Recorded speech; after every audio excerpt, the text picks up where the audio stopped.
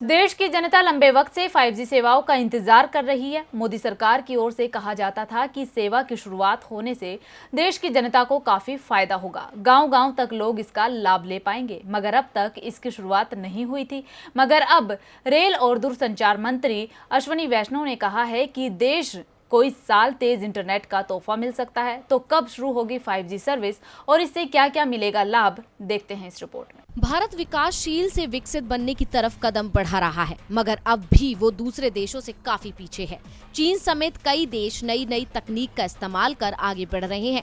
खासकर डिजिटल के क्षेत्र में पड़ोसी मुल्कों ने तेजी से कदम बढ़ाया है। मगर अब लंबे इंतजार के बाद तकनीक के मोर्चे पर भारत को जल्दी अच्छी खबर मिलने के आसार हैं। खबर है कि देश को इस साल तेज इंटरनेट का तोहफा मिल सकता है। रेल और दूरसंचार मंत्री अश्विनी वैष्णव ने कहा कि साल के अंत तक 20 से 25 शहरों और कस्बों में 5G सेवाओं की शुरुआत हो जाएगी। उन्होंने कहा कि 5G सेवाएं अगस्त-सितंबर से शुरू होंगी। साथ ही उन्होंने संकेत दिया कि नई सेवाओं की शुरुआत के साथ भारत में डेटा कीमतें दुनिया के दूसरे देशों के मुकाबले कम बनी रहेंगी। भारत में डेटा की मौजूदा कीमतें वैश्विक औसत से काफी कम है। आज भी भारत में डेटा दरें लगभग $2 हैं, जबकि वैश्विक औसत $25 है।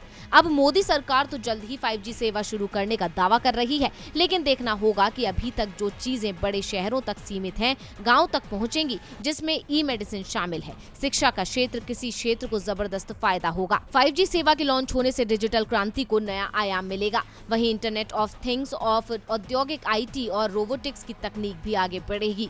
इससे देश की अर्थव्यवस्था को फायदा होगा। ई-गवर्नेंस का विस्तार होगा। 5G सर्विस से वाकई देश की अर्थव्यवस्था को काफी मजबूती मिलेगी। अब देखना होगा कि आखिरकार ये कब तक लॉन्च होती है। DV लाइव की रिपोर्ट।